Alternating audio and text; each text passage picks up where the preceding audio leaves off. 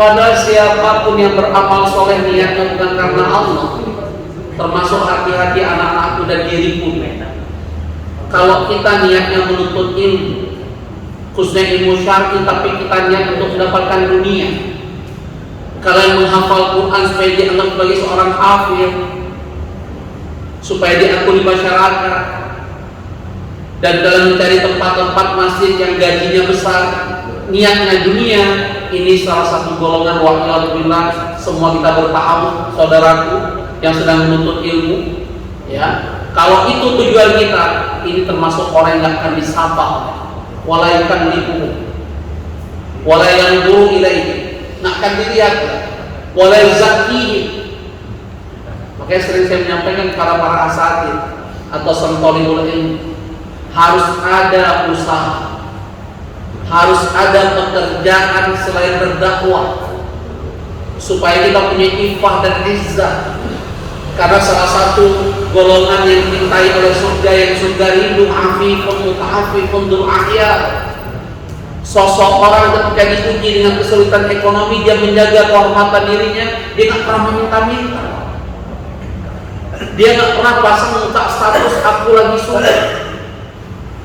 Ketemu orang pakai muka proposal, muka minta bantuan, bawaannya mukanya sulit, yang ada masa depan surat. Orang ini justru menjaga kehormatan dirinya, sehingga orang nggak tahu dia sulit. Dia cuma minta pada Allah. Dia cuma bergantung pada Allah. Apalagi Allah sudah ingatkan, siapapun yang minta kepada selain Allah, dia telah melakukan kesyirikan, karena dia telah minta kepada berhala. Coba lihat surah Al-Ankabut, surah 29 ayat 17. Surah 29 Al-Ankabut ayat 17. Innama ta'buduna min dunillahi awthana. Sesungguhnya kamu minta kepada selain Allah, kamu minta kepada berhala-berhala. Wa tahluquna ifka, dan kamu telah berbuat bohong. Termasuk minta pada orang pintar. Apabila levelnya ke kuburan keramat dan parah. Ya, kita tahu republik ini sempat ditipu besar-besaran oleh Dimas Kanjeng. Masih ingat Dimas Kanjeng? Bahkan orang ini levelnya masuk istana negara. Ada fotonya di istana negara. Bahkan orang ini bisa membodohi seorang PhD lulusan Amerika, ketua Dewan Pakar ISMI. Masih ingat kasus ini? Siapa Dimas Kanjeng? Kalau Allah punya jamaah orang Bareskrim, ini penipu ulung Ustaz. Jadi jubahnya itu, kalau dimasukkan uang 100.000 muat 5 miliar. Jubahnya ini pakai jubah tuh, bukan kata kuat. Itu muat Ustaz uang 5 miliar 100 ribuan. Nah kalau 100 ribu 5 miliar kira-kira menggunung nggak tuh? Nah, itu orang. Yang ngomong orang Bareskrim, oh kan sekarang. Jadi jubahnya penuh kantong. Dan dia bisa membuat orang pintar jadi bodoh. Bahkan kita bertanya-tanya, kapasitas apa dia masuk istana negara, diundang istana negara, apa dia bawa? Ketua Dewan Pakar, ketua guru spiritual juga bukan ya. Padahal Ki Joko bodoh, dengan izin Allah sudah jadi Ki Joko pintar. Dia dapat hidayah sepulang umroh, dan dia mengatakan, sekarang saya jadi Ki Joko pintar. Tapi begitu saya jadi Ki Joko pintar, nggak ada yang datang. Tapi ketika saya jadi Ki Joko bodoh, banyak yang datang. Nah, itu dia ngomong. Inilah kita yang hati-hati. Jangan sampai kita mencintai seseorang karena dunia. Pak ini termasuk penjilat. Penjilat itu dengarkan hadis ini. Golongan yang akan mendapatkan azab Allah, yang akan disapa, mereka yang akan dilihat, bahkan wali zaki. Berarti dosa mereka tetap, mereka mendapatkan azab, yang akan disucikan. Tapi ini tidak selamanya. Karena selama masih ada iman walaupun sebesar biji sawi, seseorang itu tetap masuk surga. Yang khalidina fiha abada, siapa orang musyrik kan, yang tidak kesyirikan. Kalau orang berbuat dosa, dia ada kesempatan masuk surga.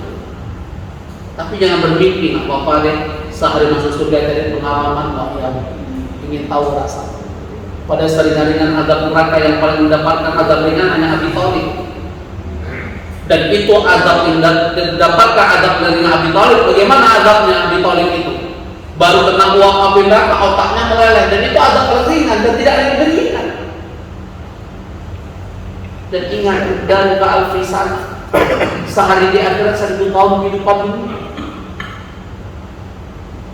Ya Allah. Jadi orang yang kedua ini, golongan yang kedua ini, hati-hati jadi sosok penting. Baik dengan orang karena dia memberi kebaikan. Apalagi ada bahasa hutang budi maafkan aku lupakan sampai mati. Pak, iya betul. Bahasa apa? Siapa di ruangan ini jujur yang pernah menyatakan di hadapan Allah, ya Allah, Engkau telah memberi hamba nikmat dari hidup dan kehidupan, hamba berhutang budi kepada Engkau ya Allah. Semua perintah Engkau hamba taati dan semua larangan Engkau hamba jauhi. Siapa yang pernah ngomong? Padahal Allah sudah mengingatkan kita dalam surah Ibrahim, surat 14 ayat 34, wa atatum min kulli ma sa'altukum. Betapa banyak permintaan kita yang telah dikabulkan oleh Allah. Betul apa betul? Bahkan Allah lanjutkan di ayat ini, wa in ta'uddu ni'matallahi la tuhsuha. Jika engkau menghitung nikmat hamba-hambaku, tidak ada seorang pun yang mampu menghitungnya, karena terlalu banyak nikmat. Sampai-sampai Allah jelaskan dari kita, lawan kaya bukan miskin, lawan kaya itu cukup. Bukankah punya manca ide kekayaan tak ternilai harganya, betul tidak? Betul Pak Jan? Tapi yang kita pikirkan makna rezeki dari Allah piti, fulus dan fulus.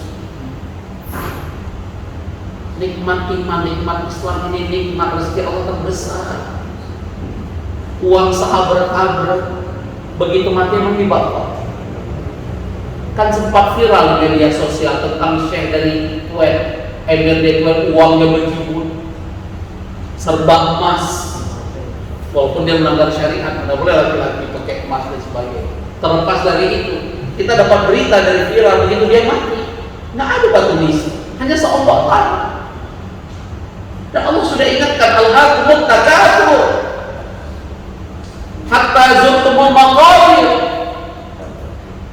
Mana kebanggaan kita? Suatu saat kita akan terjudurkan, tapi seolah-olah demi dunia ada Islam banting tulang, demi dunia ada Islam kepala jadi kaki, kaki jadi kepala. Pernah dengar nggak? Demi akhirat aku saya banting tulang. Pernah dengar nggak orang?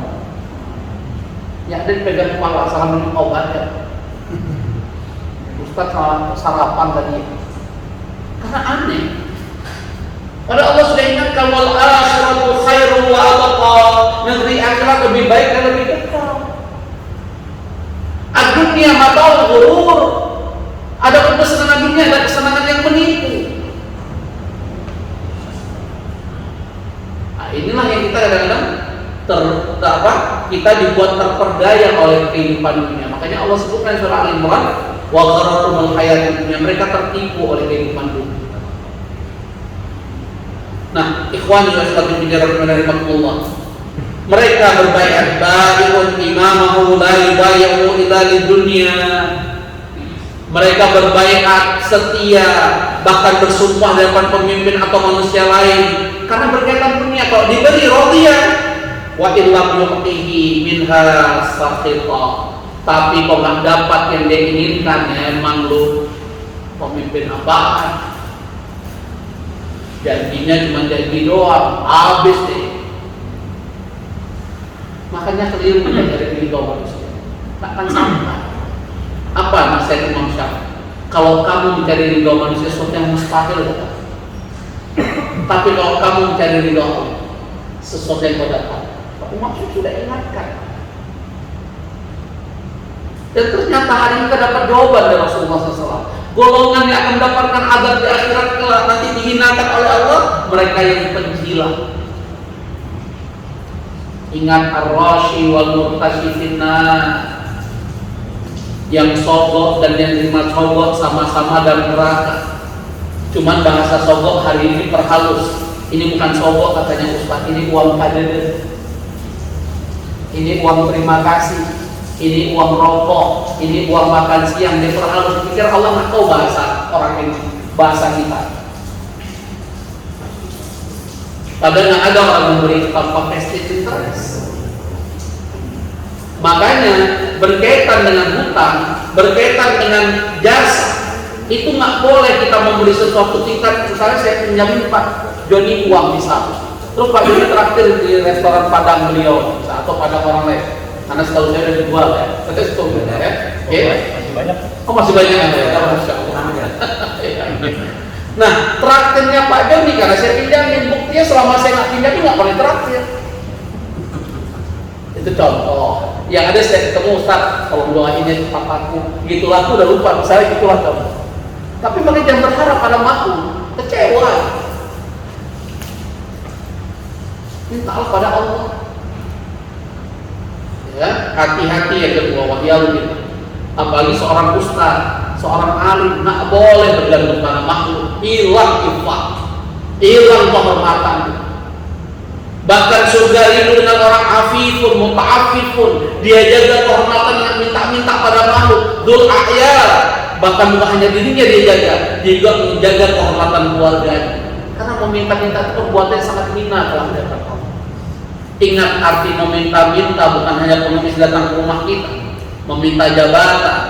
Bahkan ada riwayat Sahih riwayat Muslim, salah satu golongan yang akan ditolong oleh Allah mereka meminta jabatan, kedudukan di sisi manusia. Ini golongan yang kedua. Kita dengar siapa golongan yang ketiga. Wa rajulun aqama sil'ata ba'dal asr. Sosok laki-laki, sosok wanita, sosok pedagang. Dia menjual barang dagangannya sesudah asar. Tapi pedagang ini tidak jujur. Di sini jelaskan faqala wallahi alladzi la ilaha ghairuhu laqad aqaitu biha kadza wa kadza. Dia bersumpah di hadapan calon pembeli, demi Allah aku beli ini barang harganya sekian, modalnya sekian, maka aku jual kepada kamu. Misalnya aku beli ini 1 juta, maka aku jual kepada 1,5 juta. Padahal dia bohong, modalnya 1 juta, 500 ribu misalnya. Hati-hati dengan pedagang yang tidak jujur. 10 pintu rezeki memang lewat perdagangan. Tapi kalau pedagang tidak jujur, wailul lil mutaffifin. Sampai ada surat khusus al-mutaffifin kan? Dikatakan demikian. Bahkan di sini kenapa disebutkan oleh Rasulullah SAW dalam syarahnya, ingat waktu asar itu ada waktu yang utama sesudah waktu subuh. Karena waktu asar itu pergantian malaikat antara malaikat siang dengan malaikat malam. Jadi kalau kita menipu, kita mentaghish, tidak jujur dalam perdagangan atau aktivitas apapun, termasuk sholat asar terlambat, berarti malaikat siang itu lapor ke Allah, kita belum sholat asar gara-gara terlambat. Kita melakukan ketidakjujuran, malaikat yang melapor ke Allah. Ingat, laporan malaikat itu ada harian. Harian itu apa? Pagi dan petang. Ada usbu'iyyan. Kalau setiap pekan apa? Senin Kamis. Ya, ada yang berkaitan dengan apa? Sanawiyan, setiap tahun kapan? Bulan Sya'ban. Bukan Ramadan lah. Jadi amalan kita diangkat di hadapan Allah setiap tahun bulan Sya'ban. Nah, ketika pergantian malaikat di sini jelaskan orang yang berdagang ini berbuat tidak jujur, dia berani bersumpah atas nama Allah supaya barang dagangnya laku. Ini hati-hati dengan jual apapun, kalau ada cacat jujur maka katakan cacat. Jangan kita sembunyikan, karena hasilnya itu menjadi hasil yang tidak halal. Ya, apalagi pakai sumpah. Mau bilang galik. Padahal sumpahnya sumpah palsu, qaulaz zur, syahadatuz zur. Ala unabbiukum bi akbaril kaba'ir. Dan hadis Sahih Bukhari, maukah aku beritahu kata Rasulullah SAW tentang dosa-dosa besar, dari dosa besar yang lain. Pertama syirik, yang kedua uququl walidain, durhaka pada orang tua, dan yang ketiga qaulaz zur, berkata dusta. Syahadatuz zur, bersumpah palsu. Bahkan di hadis tersebut digambarkan oleh sahabat. Beliau tadinya bersandar muttaqian fajalas. Tadi sadaran gara-gara ingin menjelaskan tentang bahayanya tentang kata dusta, sumpah palsu, beliau sampai duduk. Tadi dia berbaring dan beliau ulang-ulang tentang qaulaz zur, syahadatuz zur, sampai sahabat yang mendengarnya, la'allahu, semoga semoga beliau bisa berhenti dari ucapan. Saking beliau terus mengucapkan tentang bahayanya kata dusta dan saksi palsu. Hari ini banyak nggak kasus di pengadilan kepalsuan? Bahkan kalau qadarullah saya kenal dengan seorang pengacara, dia menyatakan bisa disetting tuh Ustaz. Masih ingat kasus sebesar bakpao? Apa Washington masih ingat? Masih ingat nggak kasus yang sebesar bakpao? Kan pengacaranya masuk. Karena seolah benar terjadi kecelakaan, disetting semua, ketahuan. Karena tidak ada ketidakbenaran itu akan terus tersimpan rapi. Ada istilah sepandai-pandai tupai melompat jatuh juga. Sempat orang ini disebut unstable, Al Capone Indonesia, nggak bisa disentuh hukum. Karena banyak sekali kasus beliau lolos saja. Tapi ketika Allah berkehendak lain akan ada salah. Karena kemungkaran tidak mungkin bisa ditutupi. Apa jalan haq wa zahaqal batil. Innal batila kana zahuqa. Ini sumpah Allah dan surah Isra. Yang ada kebatilan pasti akan Allah hancurkan sangat. Hari ini kita lihat sosok Fulan dan Fulan, kasus rumah sakit Umi, ya, berani putar balikkan. Kita lihat saja. Dan ternyata nggak main-main di hati.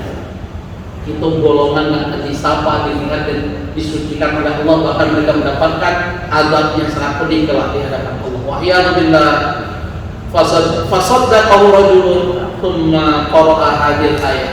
Kemudian pedagang ini bersumpah atas nama Allah, modalnya sekian, nggak ada cacat, ada yang sembunyiin. Namanya sekarang banyak pedagang buah, pusing kita beli buah, ya kan? Tapi ada yang menarik dalam sebuah kisah. Saya lupa nama Syekh. Istrinya beli buah.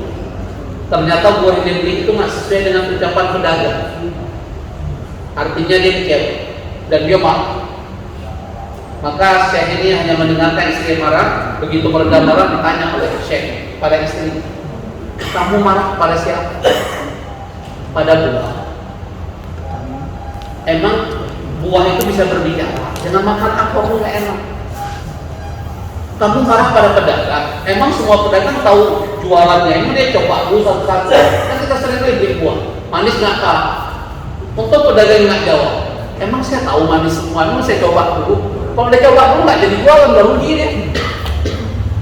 Sampai puncak. Jangan-jangan kamu marah istriku terhadap yang menciptakan ini semua? Antum tazra'una wa amna'nu zari'un. Bukankah Allah bertanya dari surat Allah?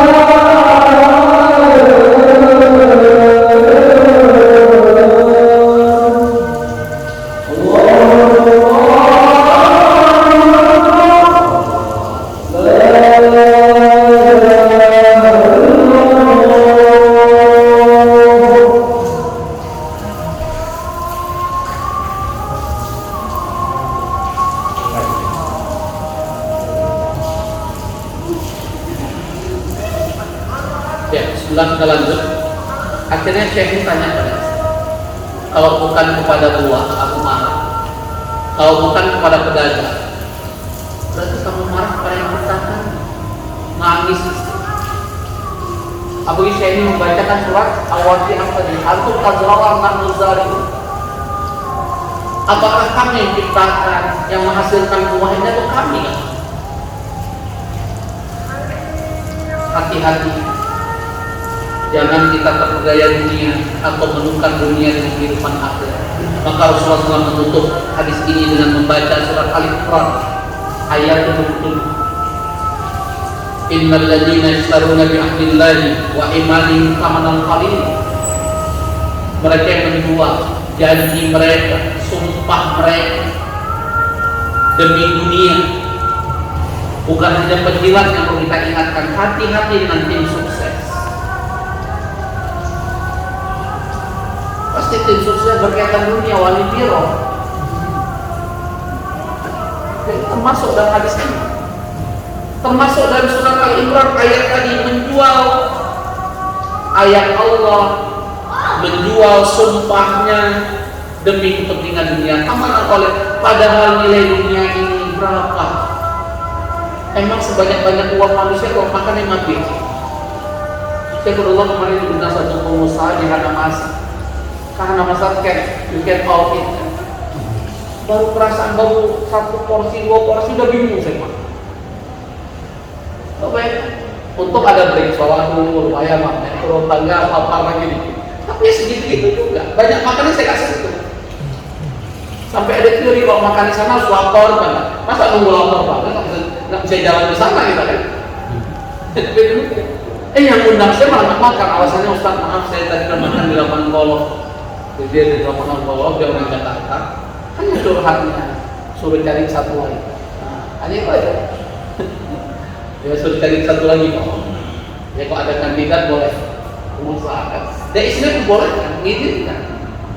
Istri datang, telepon Ustaz, daripada suami saya nanti ketemu di skate di lapangan golf, bilang Ustaz enggak. Kayak demikian. Nah Bapak Ibu rahimahullah Allah, ada hadis yang sinonim. Tapi lihat ngobrol nih, tadi kan hadis Bukhari Muslim. Salah satu baik kalimullah yaumil qiyamah wa zakki wa yang dulu ilaih walau ma'adzabun sama. Tiga golongan hadis apa oleh Allah, tapi berbeda isi konten. Siapa tiga golongan? Yang pertama, hati-hati orang tua yang berzina. Kalau bahasa Rasulullah SAW, usyimatun zani, sosok orang tua yang berzina. Kita lihat berita kemudian kakek-kakek, bahkan disetujui cucunya, ya, zaman Islam zaman apa? Ya, itu kakek itu nggak ngasih sapa. Kalau nggak ada, siapa lagi yang kedua? Wa'ilun mustakirun. Hati-hati, udah miskin sombong. Miskin sombong, dikasih gopek dilempar. Pak Ogan gitu. Ya. Apa yang ngamen? Ya, kasih gopek. Lamarin itu kasih gopek, udah ngomong sama orang. Ini udah itu mustakbirun, udah miskin sombong.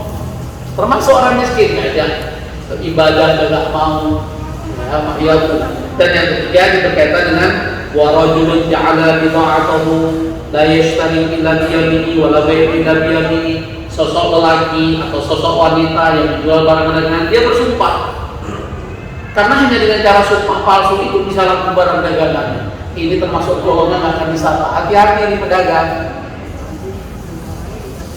Dan pedagang tidak profesi. Kadang-kadang kita menukar mobil, jual mobil, kadang-kadang kita juga terjebak. Padahal kita bukan pedagang mobil, hanya ingin numpang aku aja. Sehingga cacat-cacat yang kita beritahu kita diamin. Pak ya betul. Ini termasuk golongan yang akan disapa oleh Allah. Alhamdulillah, semoga pelajaran hari ini khususnya untuk saya berat sekali. Ya hanya gara-gara apa? Nilai dunia kita menjual akhirat. Pada kehidupan kita sendiri mana? Akhirat. Ya, nggak ada apa-apanya nilai dunia. Mungkin hanya ini. Mohon maaf yang mau bertanya nanti atas soal isya saya siap. Kita akhiri saja dengan doa kafaratul majlis. Subhanallahumma wa bihamdika, asyhadu an la ilaha illa anta, astaghfiruka wa atubu ilaik.